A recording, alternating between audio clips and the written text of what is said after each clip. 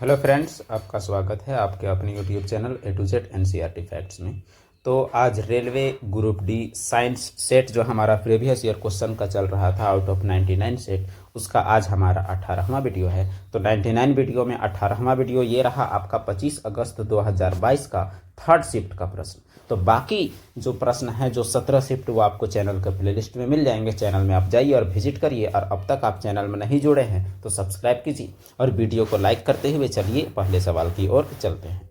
तो जो पहला सवाल जो हमारा है वो क्या कहता है, reaction conditions are indicated at which place in the chemical equation. तो ये सवाल अंग्रेजी में है क्योंकि आंसर की में जो अवेलेबल हुआ वही आपको प्रोवाइड किया है, बाकी सारे सवाल आपको हिंदी में मिलेंगे। Reaction conditions are indicated at which place in the chemical equation, above and below the arrow, only below the arrow, in the beginning of equation, only above the arrow। सवाल यहाँ कहता है कि जो रिएक्शन का कंडीशन होगा वो रासायनिक समीकरण में कहाँ पर दर्शाया जाता है। जैसे आपके पास कोई समीकरण है इस प्रकार से, ऐसे तीर का निशान होता है, बनता आपका सी है, तो कहाँ पर दर्शाया जाता है, तो ये दर्शाया जाता है आपका इस तीर का निशान के ऊपर ऊपर, अर्थात आपका जवाब हो जाएगा एबव द एरो। तो ये आपका होना चाहिए। हालांकि बहुत सारे टाइम में हम लोग नीचे भी कुछ को दर्शाते हैं, नीचे भी कंडीशन में दर्शाते हैं। अब देखते हैं कि वो कंडीशंस का यहाँ क्या कहता है कि ऊपर या नीचे। ऐसे तो अभिक्रियाओं में ज़्यादातर ऊपर दर्शाया जाता है, लेकिन नीचे भी कुछ दर्शाए जाते हैं। तो इसका जो सही जवाब जो आपका हो जाएगा वो क्या है, वो बिल्कुल सही, एबव एंड और बिलो द एरो। यानी ऊपर तो रहेगा ही, ऊपर अगर जब आपका भर जाए तो उसके बाद नीचे भी आपका हो सकता है। तो ये रहे आपके कुछ कंडीशन। ये मिसाल के तौर पर अगर कुछ कंडीशन की बात करें, मान के चलिए हमारे पास CH4 है और इसका रिएक्शन करा रहे हैं हम लोग Cl2 से। अब ये रिएक्शन कब करता है, सनलाइट की मौजूदगी में, यानी HNU ऊर्जा की मौजूदगी में, और रिएक्ट करके बनाता है CH3Cl और प्लस में बनाता है HCl। तो ये कंडीशन में हम लोग देखिए तीर के ऊपर हम लोग रखे हैं कंडीशन को। अगला प्रश्न, किसी वस्तु को एक उत्तल दर्पण के सामने अनंत और दर्पण के ध्रुव के बीच रखा जाता है तो निर्मित प्रतिबिंब क्या होगा। तो सबसे पहले उत्तल दर्पण आप बनाइए, ये रहा आपका उत्तल दर्पण, और उत्तल दर्पण का ये रहा पेंटेड हिस्सा, और ये रहा दर्पण का P यानी ध्रुव, और उसके बाद ये रहा आपका F और ये रहा आपका C। इधर भी आपका F का सेम कॉपी हम लोग बना लेते हैं। अब फिर देखिए, अनंत और दर्पण के ध्रुव के बीच में रखा जाता है, यानी कहीं पर भी रखा जाता है अनंत और ध्रुव के बीच में। यहाँ पर मान लीजिए रखे, तो कहाँ पर बनेगा, अनंत और ध्रुव के बीच में रखने पर। तो ये रहा आपका, ऐसे जब समांतर रेखा जाएगा तो इस प्रकार से ये रेखा भागेगा, जैसे ये फोकस में मिलता ऐसे भागेगा। तो देखिए इसको पीछे बढ़ाने से फोकस में मिल रहा है, और जो किरण P पर पड़ेगा, जिस एंगल से आएगा उसी एंगल से वो किरण जाएगा। इसका मतलब ये हुआ कि ये आपका फिर से कहाँ पर बनेगा प्रतिबिंब, तो इधर बढ़ाने पर यहाँ बनेगा। तो यहाँ प्रतिबिंब हमारा बन रहा है छोटा और सीधा। तो इसका मतलब ये हुआ कि आभासी तथा सीधा हमारा प्रतिबिंब तो बन रहा है। लेकिन देखिए इस जवाब में हमारा क्या कहता है, तो जवाब हमारा क्या कहता है, जवाब बिल्कुल है आभासी तथा सीधा। अगर यहाँ उल्टा सीधा का भी मतलब छोटा बड़ा का भी बात करता तो प्रतिबिंब में हमारा जुड़ जाता कौन सा अक्षर, तो वो जुड़ जाता छोटा। क्या, क्यों, कैसे, पीछे एक बार आप रिवाइंड करके आप फिर से देख सकते हैं अगर चाहें तो। अगला प्रश्न, पेडोलॉजी के लिए किस अन्य शब्द का प्रयोग किया जाता है। पेडोलॉजी, भू आकृति विज्ञान, जियोमॉर्फोलॉजी, मृदा भूगोल, सोल जियोग्राफी, पादप भूगोल, फाइटोजियोग्राफी, समुद्र विज्ञान, ओशियोनोग्राफी। तो क्या है इसका सही जवाब पेडोलॉजी के लिए, तो पेडोलॉजी मृदा भूगोल को कहा जाता है, यानी मृदा का अध्ययन को पेडोलॉजी बोलते हैं। अगला प्रश्न, which one of the following sequence of event occur during formation of urine in the human body. जो पेशाब बनने की प्रक्रिया है उसमें कौन कौन सा प्रक्रिया शामिल है, फिल्ट्रेशन, रीऑब्जर्प्शन, सिक्रेशन, यानी छानन, पुनर्अवशोषण और उत्सर्जन। और यहाँ छानन, उत्सर्जन, पुनर्अवशोषण और फिर से उत्सर्जन, और इसमें रीएब्जॉर्प्शन यानी पुनर्अवशोषण, छानन, फिल्ट्रेशन, सिक्रेशन, उत्सर्जन और स्टोरेज जमा। तो कौन सी प्रक्रिया हम लोग अपनाएंगे, तो चलिए जवाब ही देख लेते हैं। सही जवाब आपका क्या है, हिंदी में हम लोग समझते हैं। पहला प्रक्रिया है हमारा छानन का, यानी छानने का। दूसरा प्रक्रिया है पुनर्अवशोषण का, और जो तीसरा प्रक्रिया है वो आपका क्या है, वो आपका है उत्सर्जन का। तो इस प्रकार से मूत्र का बनने की प्रक्रिया जो है वो सम्मिलित होती है, संपादित की जाती है। तो इसमें आपका हिंदी में रहेगा तो बहुत आराम है। कुछ क्वेश्चन आपको इंग्लिश में मिल ही जाने हैं ऐसे, लेकिन आपका एग्जाम में आपका हिंदी में रहेगा। अगला प्रश्न, यूएनईपी का पूर्ण रूप क्या है? यह पर्यावरण विज्ञान से संबंधित है। तो UNEP united nations environment planning, united nations educational programme, united nations educational planning, united nations environmental programme. तो इसका सही जवाब क्या है? इसका सही जवाब हो जाएगा यूनाइटेड नेशंस इन्वायरमेंटल प्रोग्राम, यही है इसका पूर्ण रूप। आपको याद रखना है, पर्यावरण विज्ञान में यह सवाल बहुत दफा पूछा गया है। अगला प्रश्न, एक बिंदु प्रकाश स्रोत से एक समांतर किरण पुंज उत्पन्न करने के लिए इनमें से किस प्रकाशिक उपकरण का उपयोग किया जा सकता है? यानी यहां कहता है कि एक बिंदु प्रकाश स्रोत से समांतर पुंज आपको प्राप्त करना है। समांतर पुंज यानी स्रोत रहेगा आपका एक, और उससे आपको एकदम समांतर पुंज ऐसे प्राप्त करना है, एकदम बराबर वाला। तो उत्तल लेंस, अवतल दर्पण, उत्तल दर्पण किसका प्रयोग से हो सकता है? तो इसका जवाब क्या होगा? तो इसका जवाब जो आपका है वो ए और सी दोनों, ए और सी में आपका उत्तल लेंस और अवतल दर्पण। अब क्या है इसका कहानी, वो हम लोग देखते हैं। समांतर पुंज हमको प्राप्त करना है, तो इसके लिए हम लोग क्या कर सकते हैं? मान के चलिए हमारे पास एक है यहाँ उत्तल लेंस। अब उत्तल लेंस का ये हो गया हमारा मुख्य अक्ष। अब देखिए ये आपका O है प्रकाशिक केंद्र, इधर आपका F1 है और इधर आपका सेम दूरी में हो जाएगा F2। यहाँ हो जाएगा अगर C1 तो सेम दूरी में यहाँ हो जाएगा आपका C2। अब अगर समांतर पुंज अगर आपको प्राप्त करना है तो आपको फोकस में रखना चाहिए वस्तु को। अगर हम लोग यानी फोकस में कोई सोर्स ऑफ लाइट को हम लोग रखते हैं तो फोकस से देखिएगा, ये जाएगा ऐसे और ये भी जाएगा ऐसे। तो इस प्रकार से हमारा समांतर पुंज हमारा प्राप्त होगा अनंत के लिए। और अगर अवतल दर्पण की भी बात करें तो अवतल दर्पण में भी यही कहानी, हम लोग रख देंगे कहाँ पर? फोकस पर। तो फोकस पर रखने पर क्या होगा? फोकस में रखने पर इस प्रकार से जाएगा और यहाँ भी आपका क्या होगा? समांतर पुंज बनेगा। तो उत्तल लेंस और अवतल दर्पण केवल इन दोनों में ही समांतर पुंज प्राप्त किया जा सकता है, और इस वजह से ही टॉर्च में इसका इस्तेमाल होता है और इसका इस्तेमाल होता है। टॉर्च में इन दोनों का इस्तेमाल होता है। अंदर के साइड में जो जगह होता है इसमें ये अवतल दर्पण होता है, और जो बाहर जो पारदर्शी हिस्सा होता है वो आपका उत्तल लेंस का इस्तेमाल होता है। अगला प्रश्न, आवर्त सारणी में परमाणु बाएं से दाएं जाने पर क्या होता है और ऊपर से नीचे जाने पर क्या होता है? बाएं से दाएं और ऊपर से नीचे, इसका जवाब तो आपको जो है वो दिख ही जाएगा, लेकिन सच में देखिए यहाँ कहता है कि बाएं से दाएं जाने पर घटता है और ऊपर से नीचे जाने पर बढ़ता है, लेकिन ये सवाल में आपको नहीं रहना है, इसका एक्सप्लेनेशन आपको जानना है मुख्य रूप से। देखिए बाएं से दाएं हम लोग जा रहे हैं, बाएं से दाएं मतलब इधर हम लोग जाएंगे, तो इधर जाने पर क्या होगा ये हम लोग को देखना है। और उसके बाद अगला कंडीशन हम लोग को देखना है कि इधर आने पर हमारा क्या होगा, मतलब नीचे आने पर क्या होगा, वो हम लोग को मुख्य रूप से जानना है। तो जब हम लोग बाएं से दाएं जाते हैं तो गौर कीजिएगा, जैसे लिथियम वाला लाइन में हम लोग देखते हैं, ये रहा लिथियम। तो लिथियम का क्या होगा? लिथियम का हम लोग देखेंगे परमाणु संख्या 3 है, यानी आपका 2 रहेगा एक में, और तीसरा दूसरा कक्षा है उसमें आपका 1 रहेगा। अब बेरिलियम में क्या होगा? पहला में 2 रहेगा, पहला में आपका क्या रहेगा? 2, और दूसरा में आपका कितना रहेगा? दूसरा में भी आपका 2 रहेगा, 4। लेकिन बोरॉन में आप देखिएगा 5 है, तो 5 है तो पहला वाला जो है, पहला वाला उसमें रहेगा 2 और दूसरा वाला में क्या रहेगा? 3। तो इन सब में कक्षाओं की संख्या तो सेम है, कक्षा की संख्या क्या है? सब में सेम है, लेकिन इसमें क्या बढ़ रहा है वो हम लोग को देखते हैं। यहाँ आपका 1 इलेक्ट्रॉन है दूसरा कक्षा में, यहाँ 2 है, यहाँ आपका क्या है? 3 है, और 14वां नंबर वाला में क्या हो जाएगा? 4। उसके बाद आपका हो जाएगा 5, फिर हो जाएगा आपका 6, फिर हो जाएगा आपका 7, और फिर क्या हो जाएगा? 8।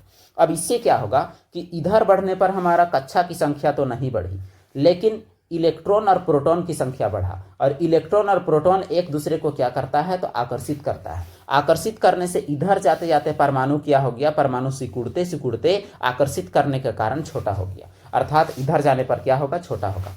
नीचे आएंगे तो हमारा कक्षा ही बढ़ेगा। इसमें केवल 2 कक्षा है, इसमें 3 कक्षा है, इसमें 4 कक्षा है, इसमें 5 कक्षा है, इसमें 6 कक्षा है, इसमें आपका 7 कक्षा है। तो इस प्रकार नीचे जाने पर कक्षा की संख्या बढ़ेगा, मतलब जैवा लाइन में आप रहिएगा उतना कक्षा होगा। तो इस वजह से नीचे जाने पर साइज बढ़ता है, और इधर जाने पर जो प्रोटॉन है और जो इलेक्ट्रॉन है उसके बीच का आकर्षण बल बढ़ने के कारण परमाणु क्या होता है, तो परमाणु आपका सिकुड़ता है और सिकुड़ने के कारण ही परमाणु साइज छोटा होता है। तो ये रहा आपका परमाणु साइज घटने बढ़ने के कारण। इसलिए इसका जवाब हुआ कि बाएं से दाएं जाने पर क्या होता है, तो बाएं जाने से घटता है और ऊपर से नीचे जाने पर क्या होता है, तो बढ़ता है। अगला प्रश्न, निम्न में से कौन सा धोवन सोडा का उपयोग नहीं है?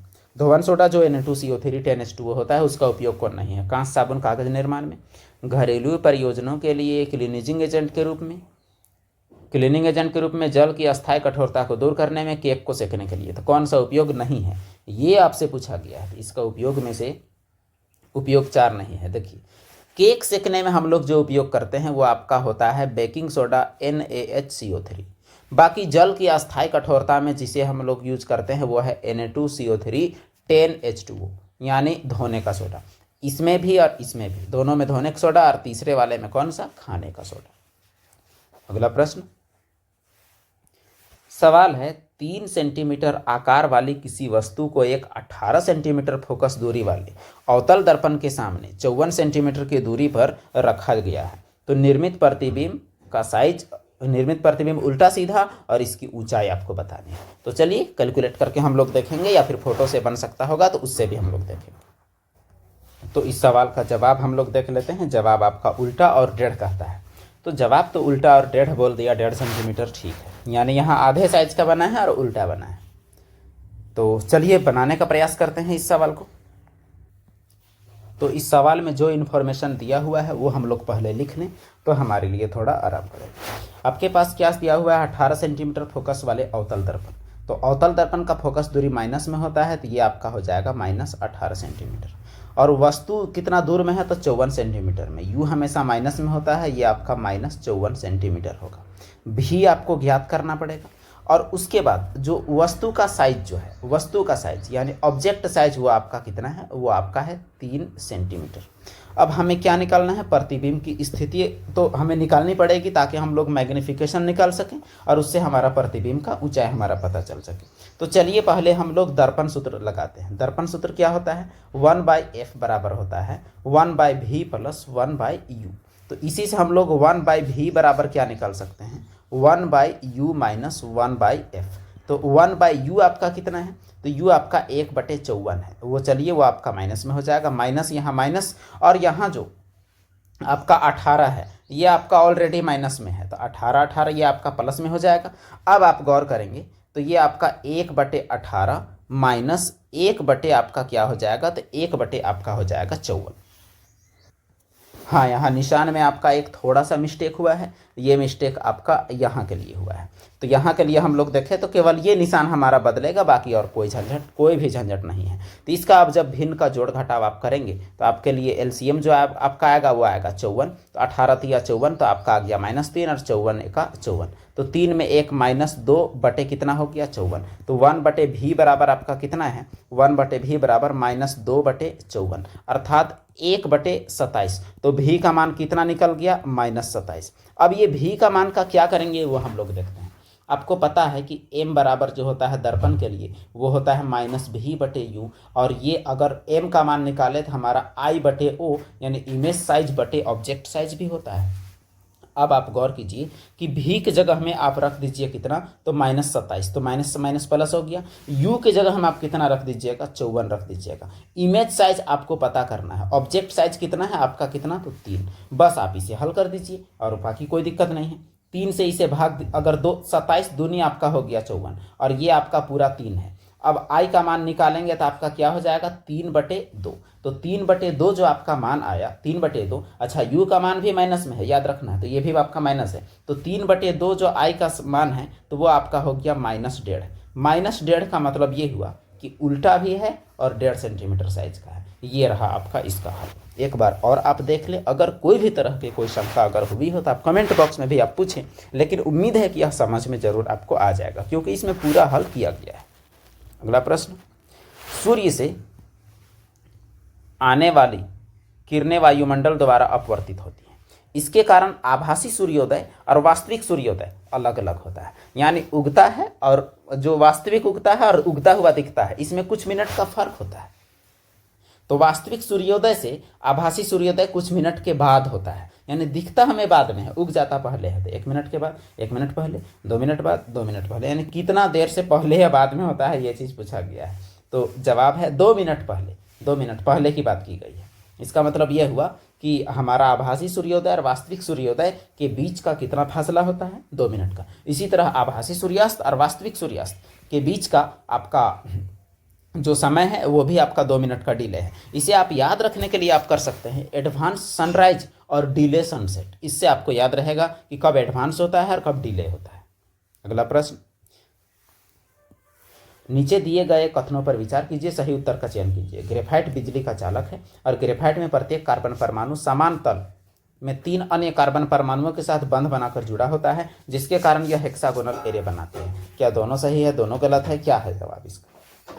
सही जवाब है कथन 2 आपका सही है, यानी यह हेक्सागोनल एरे तो बनाता है। लेकिन ग्रेफाइट जो है वो बिजली का क्या है, सुचालक है। यही तो आपका ट्विस्ट वाली बात है। कार्बन का 2 अपरूप, कार्बन का 2 अपरूप, एक है आपका हीरा और एक है क्या है आपका, तो एक है ग्रेफाइट, जिसमें से हीरा बिजली का कुचालक है और ग्रेफाइट बिजली का सुचालक है। ग्रेफाइट का इस्तेमाल शुष्क पॉलिशिंग या फिर हम लोग शुष्क लुब्रिकेंट के रूप में, शुष्क स्नेहक के रूप में कर सकते हैं। अगला प्रश्न, वाष्पोत्सर्जन इनमें से किस स्थल पर नहीं होता? अंतःकोशिकीय अंतराल, वातरंध्र, उपत्वचा या रंध्र। तो कहाँ पर पौधे अपना जल का क्षय सूर्य से आने वाली प्रकाश की किरणों के द्वारा नहीं करते? तो सही जवाब है अंतःकोशिकीय अंतराल, मतलब जो कोशिकाओं के बीच में जो जगहें जो होती हैं उन जगहों से कोई भी प्रकार का वाष्पोत्सर्जन नहीं होता है। बाकी जगहों से होता है, वातरंध्र से होता है, उपत्वचा से होता है, रंध्र से तो होता ही है स्पेशल। अगला प्रश्न, ये सवाल भी इंग्लिश में आ गया है। Which option correctly shows the path that sperm take when they release. जब स्पर्म रिलीज होता है तो ह्यूमन मेल रिप्रोडक्टिव सिस्टम से, तो कैसे? तो इसका क्रम आपको बताना है। टेस्टिस, यूरेटर, वाश डिफरेंस यानी शुक्रवाहिका, या उसके बाद पेनिस। तो टेस्टिक, वास्ट डिफरेंस, यूरेथ्रा, पेनिस, ऐसा आपका दिया हुआ है 4 ऑप्शन। तो सही जवाब क्या होगा? सही जवाब इसका ऑप्शन 2 है। इसका मतलब ये हुआ कि पहले जो शुक्राणु जो बनता है वो टेस्टिस में बनता है, उसके बाद शुक्रवाहिका में जाता है, फिर मूत्र नली में जाता है और मूत्र मार्ग में, और उसके बाद फिर पेनिस से होकर निकलता है। अगला प्रश्न, एक वयस्क मनुष्य 24 घंटे में मूत्र की औसतन कितनी मात्रा उत्सर्जित करता है? कितना पेशाब आदमी करता है? 1 से 1.8 लीटर, 1 से 1.5 लीटर, 1.5 से 2.5 लीटर, या फिर 1.5 से 2 लीटर। तो इसका सही जवाब आपका हो जाएगा 1 से 1.8 लीटर, यानी 1000 ml से 1800 ml तक औसतन 24 घंटे में इतना मूत्र एक मनुष्य उत्सर्जित करता है। अगला प्रश्न, the SI unit of resistance is equivalent to. तो एसआई यूनिट रेजिस्टेंस का किसके इक्विवेलेंट है? तो इसका तो थोड़ा प्रयास करना पड़ेगा हम लोग को, तभी अच्छा है। तो आर बराबर क्या होता है? आर बराबर V बटे आई होता है। V का मात्रक आपका है वोल्ट और ये आई का मात्रक है एम्पियर, तो वोल्ट पर एम्पियर आपका हो सकता है। तो वोल्ट पर एम्पियर ये आपका है, तो उम्मीद है कि जवाब आपका वही हो। तो बिल्कुल सही जवाब आपका क्या है? वोल्ट पर एम्पियर है। अगला प्रश्न, निम्न में से सही कथनों की पहचान कीजिए। किसी बिंदु पर चुंबकीय क्षेत्र की दिशा उस बिंदु पर दिक्सूचक रखकर ज्ञात की जा सकती है। तो दिक्सूचक रखेंगे तो चुंबकीय क्षेत्र की दिशा ज्ञात हो जाएगी। क्या यह बात सही है? एक स्वतंत्र रूप से निलंबित सुई उत्तर पूर्व की दिशा में इंगित होती है, यानी इस चुंबक को ऐसे ही टांग देंगे तो उत्तर पूर्व की दिशा में इंगित होगी। क्या यह सही है? चुंबकीय क्षेत्र रेखाएं ध्रुवों के निकट घनी होती है। 2 चुंबकीय क्षेत्र रेखाएं दिए गए बिंदु पर प्रतिच्छेद कर सकती हैं। तो क्या होगा इसका सही जवाब? तो सही जवाब में आप गौर कीजिए, आपका ए और सी आपका दोनों सही है। इसका मतलब कभी प्रतिच्छेद नहीं करेगा, उत्तर पूर्व नहीं बल्कि उत्तर दक्षिण की दिशा को इंगित करेगा। दिक्सूचक रखने से दिशा प्राप्त हो जाएगा बिल्कुल, और ध्रुव के नज़दीक थोड़ा ज़्यादा घना होगा। ये भी सही, कैसे घना होगा वो भी आप एक बार देख ले। ये आपका एस है, ये आपका एन है। ऐसे ऐसे अगर आपका बनेगा तो यहाँ पर आप गौर कीजिएगा कि गौर करने पर आपको पता चलेगा कि यहाँ क्या है, यहाँ ध्रुवों के नज़दीक थोड़ा घना है, बाकी जगह में फीका है। अगला प्रश्न, एक विद्युत उपकरण 220 वोल्ट आपूर्ति से संयोजित होने पर 5 एम्पियर की धारा लेता है, उसका शक्ति ज्ञात करना है। P बराबर क्या होता है? VI। तो V का मान कितना है? 220। A का मान कितना है? 5 एम्पियर। 22 बचे कितना? 110। ये आपका 10।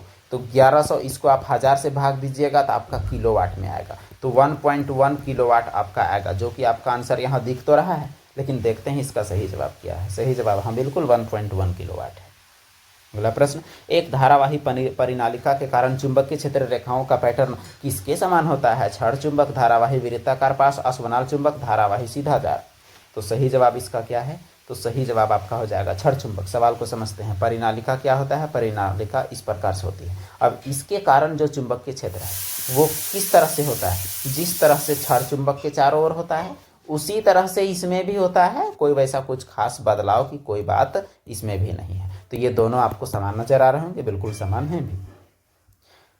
अगला प्रश्न, निम्न में से कौन सा यौन संक्रमण रोग एक विषाणु के कारण होता है? तो रोग तो विषाणु, जीवाणु, प्रोटोजोआ बहुत सारे कारणों से हो सकते हैं। तो सुजाक, सिफिलिस, एड्स या जुकाम कौन है जो विषाणु के कारण होता है? तो सही जवाब इसका क्या है? सही जवाब है एड्स। एड्स आपका विषाणु के कारण होता है। एक्वायर्ड इम्यूनो डिफिशियंसी सिंड्रोम इसका पूरा नाम है। अब ये बीमारी में क्या होता है? इसमें आदमी का इम्यून सिस्टम मतलब जो आपका प्रतिरक्षा प्रणाली है वो खत्म हो जाता है। इसका मतलब कोई भी बीमारी से लड़ने की क्षमता शरीर का जाता रहता है। अगला प्रश्न, नीचे दिए गए कथनों पर विचार कीजिए, सही उत्तर का चयन कीजिए। लिथियम, सोडियम, रुबिडियम डाब्रेनर के त्रिक हैं। त्रिक में मध्य तत्व का द्रव्यमान अन्य दो तत्वों के द्रव्यमानों का औसत के लगभग बराबर होता है। दूसरा तो आपका पूरा सही लग रहा है, पहला हम लोगों को तलाश करना है। तो सही जवाब है कथन 2 आपका सही है और कथन 1 आपका गलत है, क्योंकि लिथियम और सोडियम तो है, ये रुबिडियम नहीं है। इसके बाद आपका लिथियम, सोडियम के बाद पोटेशियम अगर आता तो आपका सही हो जाता। ये तीनों डाब्रेनर के ट्रेड्स हैं, रुबिडियम नहीं है और दूसरा वाला आपका सही है। इसमें क्या है, इन दोनों का वजन को अगर हम लोग जोड़ेंगे और 2 से भाग देंगे तो आपका ये पकड़ेगा। यही बात बोला कि त्रिक के मध्य का परमाणु द्रव्यमान अन्य 2 परमाणु द्रव्यमानों के औसत के लगभग बराबर था। अगला प्रश्न, वह अभिक्रिया जिसमें एक अभिकारक 2 या 2 से अधिक अपेक्षाकृत सरल पदार्थों में टूटता है, मतलब एक रहेगा वो टूट जाएगा कितना में? तो 2 में। तो उसे क्या कहते हैं? अपघटन, संयोजन, विस्थापन, दोहरा विस्थापन। तो टूटने वाले को तो हम लोग अपघटन ही संज्ञा देंगे। तो क्या होगा? अपघटन अभिक्रिया। अगर इसके कुछ उदाहरण की बात करें तो उदाहरण में आप ये दे सकते हैं, कैल्शियम कार्बोनेट। इसे जब आप गर्म करेंगे तो निकलेगा आपका CaO और CO2। आप गौर कर लीजिए, यहाँ से Ca, यहाँ से एक O निकला तो CaO। अब यहाँ से जब O निकल गया तो CO2 बचा, यानी ये बिना बुझा चूना, ये कार्बन डाइऑक्साइड। तो ये रहा अपघटन अभिक्रिया का उदाहरण। अगला प्रश्न, एक तापदीप्त बल्ब यानी जो फिलामेंट वाला बल्ब होता है, फिलामेंट बनाने के लिए सबसे उपयुक्त पदार्थ मैग्नीन, निक्रोम, टंगस्टन, टिन लेड। तो क्या होगा बल्ब के फिलामेंट में? तो इसका सही जवाब क्या है? तो टंगस्टन। टंगस्टन क्यों? क्योंकि इसका जो प्रतिरोध है वो होता है हाई, इसका जो गलनांक है वो होता है हाई। उर्वरकों के संबंध में निम्न में से कौन सा कथन गलत है? ये बारिश या सिंचाई के साथ बह जाते हैं।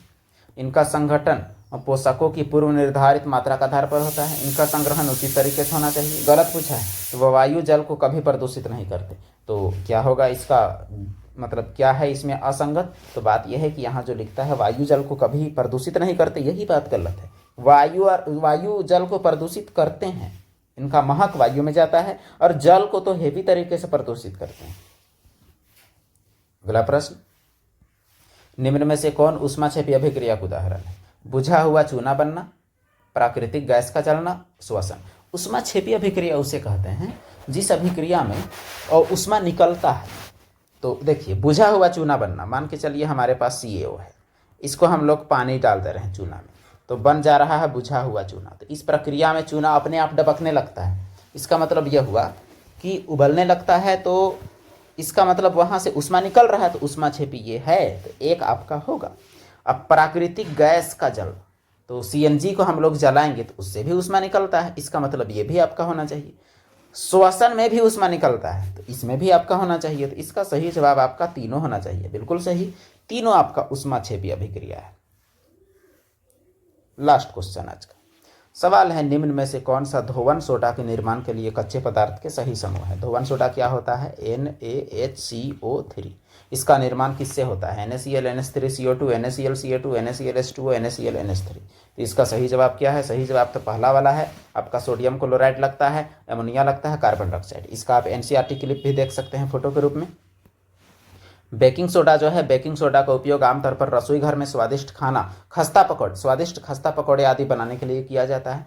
कभी कभी इसका उपयोग खाने को शीघ्रता से पकाने के लिए भी करते हैं। इस यौगिक का रासायनिक नाम सोडियम हाइड्रोजन कार्बोनेट है। इसको बनाने में सोडियम क्लोराइड का उपयोग एक मूल पदार्थ के रूप में करते हैं, लेकिन साथ में जल, कार्बन डाइऑक्साइड और अमोनिया भी लगता है, जिसमें अमोनियम क्लोराइड साइड प्रोडक्ट बनता है, sodium hydrogen carbonate main product बनता है, और इस प्रकार हमारा बेकिंग सोडा तैयार हो जाता है। तो इस प्रकार आज हमने किया 25 क्वेश्चन जो आपके एग्जाम में 25 में 25 लाने में मदद करेंगे। तो कैसा लगा वीडियो ये आप ज़रूर बताएं, और कितना सही हुआ ये भी आप बताएं, बाकी लोगों तक शेयर करें। फिर मिलते हैं हम लोग अगले वीडियो में। वीडियो देखने के लिए धन्यवाद।